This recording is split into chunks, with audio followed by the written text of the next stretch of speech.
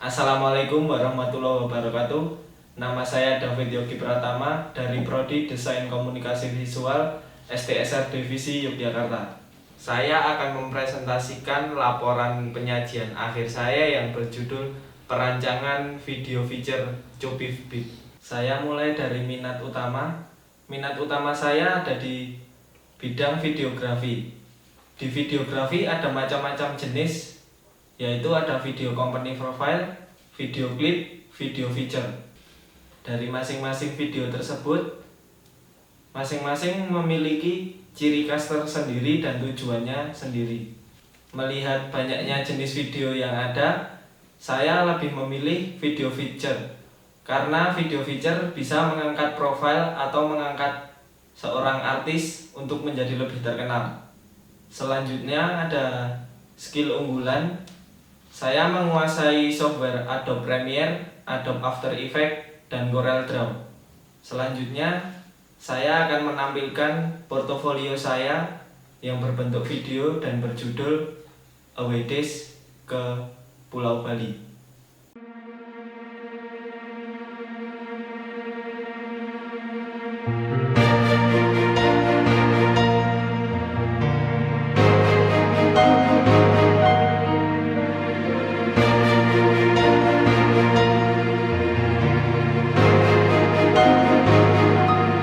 Entah kapan ku mulai jatuh cinta padamu, Sleman kaulah mimpiku, kaulah kebanggaanku, baik buruk harimu, bangga tak tinggalkanmu. Super Alja terbanglah ke puncak kejayaan.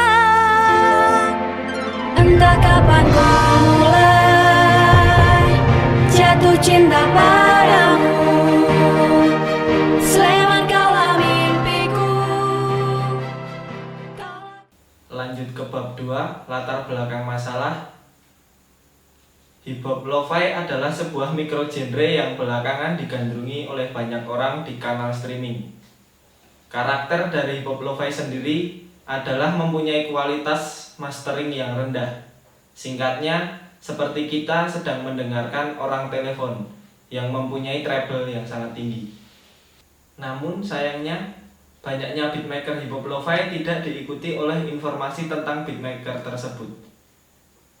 Saya mengangkat Copivbit sebagai objek perancangan dikarenakan beatmaker ini mempunyai potensi karya yang bagus, namun sangat kurang dikenal. Maka dari itu, tujuan saya mengangkat Copivbit supaya lebih dikenal lagi oleh audiens yang luas. Selanjutnya, data objek perancangan. Copivbit adalah nama artis dari seorang yang bernama Hidayat Wisnu Hanggara. Dia berumur 26 tahun dan masih kuliah di jurusan arsitektur. Ia mulai memproduksi musik hip hop lo-fi sudah sejak tahun 2013, berlanjut hingga sekarang. Copivbit mempunyai satu album hip hop lo-fi dan sedang mempersiapkan album keduanya. Copivbit mempunyai satu track di album pertamanya yang mempunyai pendengar sebanyak 1,5 juta pendengar di kanal streaming. Hal inilah yang mendasari serta menjadi ide utama saya untuk memperkenalkan profil artis musik hip hop lo-fi di Indonesia, terutama Copivbit. Yang selanjutnya, target audiens.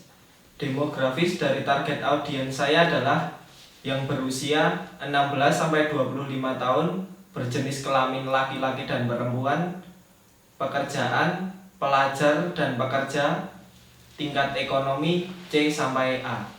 Geografis dari target audiens saya adalah nasional atau dalam negeri. Psikografis dari target audiens saya adalah mempunyai kepribadian bekerja atau belajar sambil mendengarkan musik hip hop lo-fi, suka bersantai atau suka nongkrong di coffee shop, minat menyukai musik hip hop. Selanjutnya, analisis SWOT Yang pertama, strength atau kekuatan. 1. Mempunyai traffic tinggi di kanal streaming. Yang kedua, sudah bekerja sama dengan label. 3. Alat musik sudah lengkap. Yang keempat, mengambil sampel musik langsung dari kaset vinil. Yang kedua, weakness atau kelemahan. 1. Belum mempunyai studio sendiri. 2. Masih menjalani masa kuliah. 3. Belum atau kurang dikenal oleh orang. Yang ketiga, opportunity atau peluang. 1. Jobwave Beat bisa memproduksi musik yang sangat banyak. 2. Jobwave Beat mudah memasarkan lagunya. 3. Jobwave Beat berpeluang menjadi beatmaker yang terkenal. Yang keempat, trait atau kelemahan. Masih terganggu masa kuliah dan kalah saing dengan beatmaker yang sudah lama di skena hip hop. Kesimpulan dari penelitian saya adalah Jobwave Beat adalah beatmaker yang mampu bersaing dan mempunyai skill namun kurang dikenal. Tujuan dari video feature saya adalah untuk mengenalkan secara lebih profil dan karya terbaru dari Jobwave. Selanjutnya bab 3, konsep verbal. Saya akan menjelaskan sinopsis saya. Jobwave Beat mempunyai nama asli Hidayat Wisnu Hanggara. Dia menceritakan siapa dirinya, bagaimana akhirnya dia memilih menjadi seorang beatmaker, dan menceritakan album barunya. Yang terakhir, dia juga menunjukkan bagaimana proses membuat musik atau membuat beat hip hop lo-fi-nya. Selanjutnya, saya akan menampilkan storyline dan storyboard saya.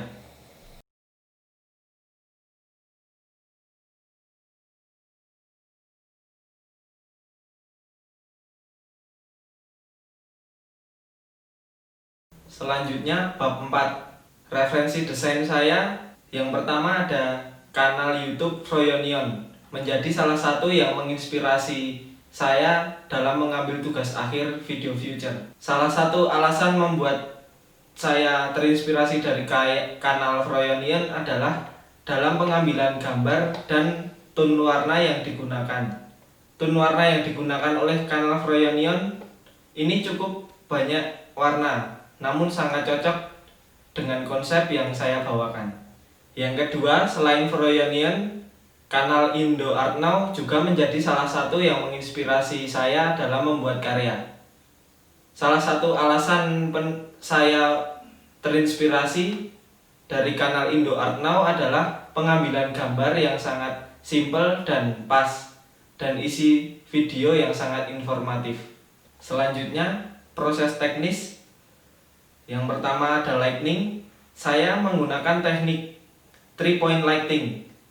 Teknik 3-point lighting digunakan karena proses pengambilan gambar di dalam studio yang sangat minim oleh cahaya. Selanjutnya pada pengambilan gambar, saya menggunakan kamera 3 buah. 2 buah kamera Sony A6000 dengan lensa kit dan Canon 600D dengan lensa 50 mm. Teknik pengambilan gambar yang saya gunakan ada 3 macam. Yang pertama ada long shot. Shooting dilakukan dari jarak jauh, digunakan untuk penekanan terhadap lingkungan sekitar atau setting dalam scene. Yang kedua medium shoot. Saya menggunakan medium shoot untuk memperjelas kegiatan aktor, baik saling berhadapan atau saling berinteraksi satu sama lain. Yang ketiga ada close up. Saya menggunakan close up untuk memperlihatkan ekspresi atau mimik wajah dari aktor, memperhatikan detail objek, atau untuk mengarahkan penonton pada suatu elemen yang dipentingkan. Selanjutnya proses editing. Dalam editing, saya menggunakan 2 software, Adobe Premiere Pro dan Adobe After Effects. Setiap software mempunyai kelebihan dan kelemahannya masing-masing, serta mempunyai perannya masing-masing dalam membantu editing saya. Saya menggunakan Adobe Premiere untuk mempermudah dalam proses penghubungan setiap scene menjadi satu kesatuan sequence yang utuh, termasuk juga dalam menambahkan efek audio, transisi, teks sederhana, dan proses coloring atau pewarnaan, serta finishing dan rendering.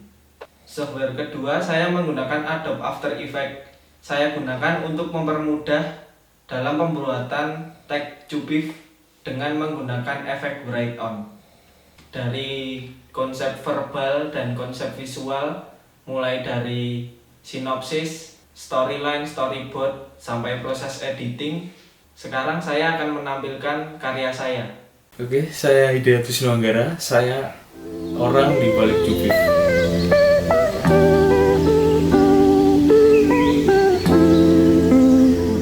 Saya pemuda yang masih berstatus mahasiswa arsitek di salah satu universitas di Jogja yang memiliki kecintaan terhadap musik hip hop.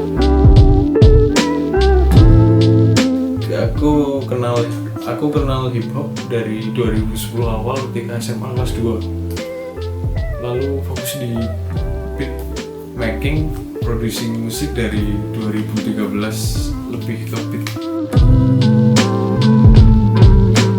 Awalnya dari SMA kelas 2 punya temen yang dia bikin musik hip hop, meskipun saat itu hip hopnya cinta, yang pada akhirnya saya tahu ternyata itu bukan hip hop sebenarnya. Hip hop itu bukan musik untuk menyatakan asmara. Saat itu aku bersyukur bertemu dengan teman saya itu karena men-trigger saya untuk membuat musik juga, membuat grup hip hop yang meskipun pada akhirnya tidak berjalan dengan mulus. Kenapa milih lo-fi? Sebenarnya Cubif itu membuat lagu hip hop, musik hip hop, bukan lo-fi sih. Kalau lo-fi itu lebih kayak gimana, gaya lo-fi, kayak filter, kayak di mixing, di mastering lo-fi gitu. Kalau Cubif lebih ke musik hip hop, jadi kadang bikin lo-fi, kadang trip hop, kadang post school, boom bap pun. Tapi balik lagi rootnya tetap hip hop, karena meskipun ada orang yang bilang lo-fi hip hop, tapi rootnya tetap hip hop, bukan genre lo-fi. Karena di rock pun juga ada rock lo-fi ataupun hardcore mungkin, tapi Cubif membuat musik hip hop. Untuk saat ini produksi beat hip hop, boom bap, trip hop, lo-fi. Lokal ada Mas Pras, DJ Pras dari Anoga, karena pertama kali saya dikenalin Hableton sama beliau. Kedua mungkin Lakos, Mas Pam, karena pada saat kami membuat old school hip hop, underground hip hop, beliau sudah membuat lo-fi dengan bagus, dan pada akhirnya ternyata genre tersebut yang aku sukai saat ini. Luar udah jelas jadilah sama Mujabes sih, kayak road beat tuh di situ. Mungkin pelopor beat, seorang produser mengeluarkan album instrumental yang saya tahu mereka berdua sih, kayak Jadilah, ada banyak sebenarnya kayak Jadilah, Nujabes, Alan, Alchemist, Nine Wonder. Produser atau beatmaker saat ini pasti rootnya kepada Jadilah, JD, dan Juan Seba atau Nujabes dari Jepang. Menyelesaikan kuliah saya yang jelas karena mundur. Terus menyiapkan materi untuk album baru yang insya Allah semoga bisa keluar tahun ini, pertengahan tahun inilah, karena udah disiapkan dari awal tahun, bahkan dari 2019 akhir ketika album pertama saya keluar. Sebenarnya di album kedua lebih kayak mengoptimalkan atau meningkatkan kualitas sih, soalnya ada semacam penyesalan di album pertama yang terkesan terburu-buru mengerjakannya sehingga hasilnya kurang optimal. Makanya di album 2 ini pengen lebih mengoptimalkan ataupun lebih kayak berhati-hati untuk menyelesaikan album kedua ini.